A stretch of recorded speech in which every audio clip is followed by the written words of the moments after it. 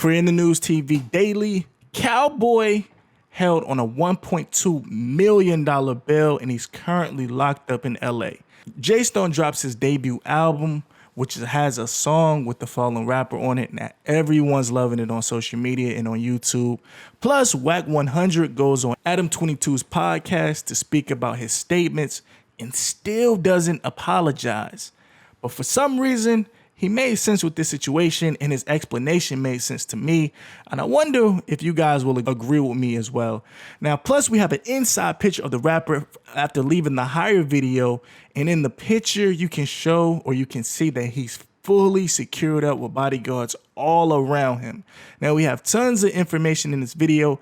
All I ask for you to do is two things. One, make sure you watch the video until it's finished to the end. And two, make sure you like the video. And if you're new to the channel, well, I'm lying. Three, make sure you subscribe with the bell notifications on, because I post videos sporadically. So it might come up at 2 o'clock in the morning. It might come up at 1. So make sure you subscribe with the bell to come straight to your phone. You don't waste any time by looking for the news. Now, let's get into the news. I'm in the news with it. Okay, so Sherman Douglas, also known to the world or to the streets of LA as Cowboy, is currently locked up. Now, the charges are unknown, but he is currently being held at the Marina Del Rey station, and he will have to sit down because his bail is $1.2 million. Now, of course, with this hefty amount to pay of $125,000, just the 10% of that, he won't be released until he puts up to that money. So now he'll have to wait till his next court date. Again, the charges are not known at this time, but just checking on social media, people are saying that it has something to do with the rapper passing away. Some people are saying it's an isolated incident, so I don't know what to believe. But just looking up on the website, this actual screenshot here, it doesn't show anything. It shows his bail amount, it shows his age, his height, and when his next court date is. So I'm not gonna come on here and say and try to put 2 and 2 together, because at the end of the day, I want to see the actual paperwork. I want to see the actual charges, and then we can start putting 2 and 2 together. But I'm thinking because he has a past or a history of being locked up and, you know, serving time and things like that.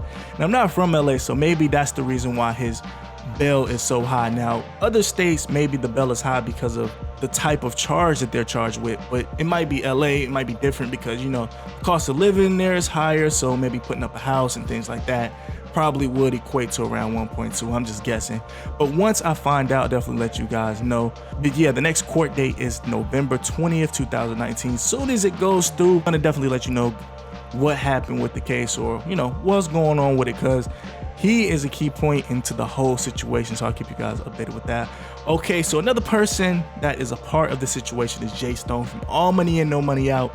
And it looks like he's doing his thing and he's putting his best foot forward, and he's gonna be the leader of the crew, it seems like, since the leader had passed away. Now, today the rapper released his debut album called The Definition of Loyalty.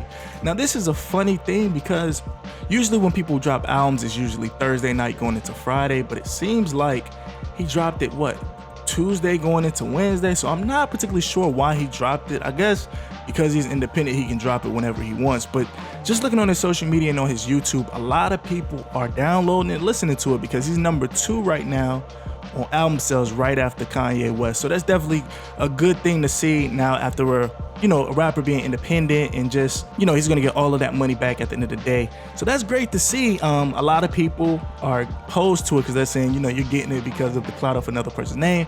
But at the end of the day, that's his homie, and he wouldn't want it any other way. Now, a few songs on the album, I did check it out a little bit. A few songs are definitely pretty solid. Now, you can check out the music. It's called, like I said, A Definition of Loyalty. It's on all streaming platforms. He has features on there with Wale, Dom Kennedy, YG, Currency, just to name a few, and it's a few more people on there, a lot of big names. Now, good to see Jay Stone keeping the marathon alive. Now, Jay Stone was just on Adam 22's No Jumperpodcast. He was on there a few weeks ago just to promote the album and catch people up to speed. Now, speaking of Adam 22, last night he had another guest on the show, and it was Blueface and Wack100. I know you guys are like, what did Wack say this time? So I watched the entire interview with Wack100, Blueface, and Adam 22. Now, at first, I thought it was just going to be a Blueface interview, and Wack was just going to chime in and just make sure Blueface didn't say anything he wasn't supposed to say. But obviously, watching the interview, Blueface was high, and Wack100 took over the show and started to speak about the ins and outs of being a manager in the industry. Now, he did speak about the game and the whole prolific situation, and it, At the end of the day, Wack, he says a lot of things that make sense, but just the way he goes about it and the way he says it rubs a lot of people the wrong way. Now, he went on to say that the game was just holding up the name for the rapper that passed away, and he was just, promoting it and just keeping the name and the legacy alive. Now, a lot of people go about different ways to keep a person's legacy alive, and he said the game was the person that pretty much helped him get a record deal back in 2008, 2009. So why would he want some money out of him now if he didn't get none back in the day with that? So, I'm going to give the game a pass. He's doing a lot, but it's a lot of other people that didn't even know him or met him, that wasn't in the industry as far as a rapper or entertainer, that didn't show any love when he got, before he got big, and they're getting all the clout and people are loving them. So I'm going to give the game a pass at the end of the day. Now Adam22, they were talking about a lot of things, and Adam kind of shifted the conversation, and he took advantage of his time, and he wanted to ask Wack100 about his comments on The Fallen Soldier. Now, to catch everyone up to speed, if you've been living under a rock, Wack100 basically said that he was leaving the movie, somebody called him, and keep in mind, this is a personal friend of his that just so happened to have a YouTube podcast. So we called him, and he was thinking that he was talking to him privately about the situation. That's when Wack100 said what he said, and he just thought he was talking to a friend, but the guy was actually recording that private conversation, and that's when everything went viral. And Wack100 pretty much said that he kept it respectful, but if you're not from the gang culture, then you would look at it as being disrespectful. But at the end of the day, if that guy lives in that neighborhood and that's all he knows and that's the only place he can go, his reputation is definitely something that he has to protect and live by. So when somebody calls him a snitch, taking advantage of women and stuff like that, that's something that you can't really shake. So that was the reason that he did what he was supposed to do. That's what Wack was saying, that you have to defend your name and clear your name, especially if it's not true. So that's the only thing he was saying, but people were taking it out of context, saying that he just came out of nowhere and just started to say it. But no, the guy called him in private in confidence just to talk to him about it, and he recorded it and put it on social media for likes, subscribers and things like that. So that's what Wack was saying. Now, Wack then went on to speak about the culture of the gangs on the red side and the blue side. Now, he's been in the game. He said he hasn't gangbanged in 20 years, but the rules are still the rules. Now, he speaks on why he shouldn't have been in the front line. We're talking about the rapper that passed when it came to the streets. Now, once you become a rapper, he used the game for example. He said the game is, of course, from the streets and he's a part of a gang. But if the gang wanted to fight another gang, or if somebody had an issue with somebody on another cross town from another gang, the rapper of the gang would never go handle that situation, strictly because he's the money maker and they have certain people for certain things. So for instance, if they wanted to fight another gang across town, they got fighters for that. Now, if they had somebody, if they wanted to raise money for the crew to go do whatever, they got people in the crew that make money. So long story short, he was basically saying that the fallen rapper shouldn't have been talking, because he's the rapper and he's the breadwinner of the community or of that type of particular gang.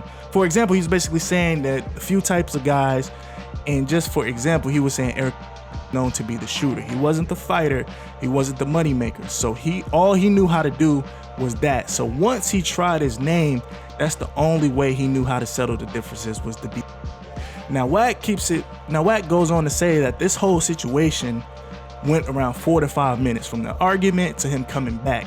So he was saying that the rapper that passed away should have knew that that's the only way he knew how to settle it. Now you got to think, this guy is born and raised there. The rapper is born and raised here. They know his reputation. So he was saying that he should have knew better.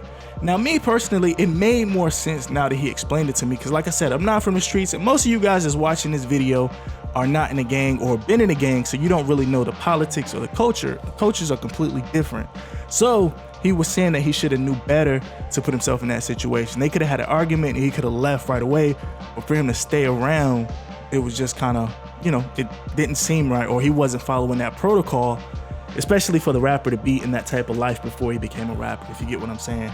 I'm gonna say this, Wack100 was saying a lot of logical stuff, but the way he goes about it, it rubs a lot of people the wrong way. Now, I'll leave the link to the actual full video for the Adam22 podcast in the comments and in the description box, but I'm just gonna say this and leave it there. He could go about it a different type of way. And he also went on to say that when the rapper was alive, he had 1 million subscribers on social media. Once he passed, he couldn't even sell at the Staples Center when he was alive, but once he passed, the Staples Center was sold out with 25,000 people. He said he never seen him go on a global tour, which makes sense. He's saying it because he wasn't known globally, and a lot of people were throwing around the word legend. He was a legend because just whatever the case, people wasn't pushing his music or people wasn't listening to his story. But he was saying at the time when he was alive, people weren't showing the love. So he was saying he was against the fake love and things like that. And I could kind of agree. I mean, once someone passes away, everyone wants to tap in and find out the situation, and they become more fans.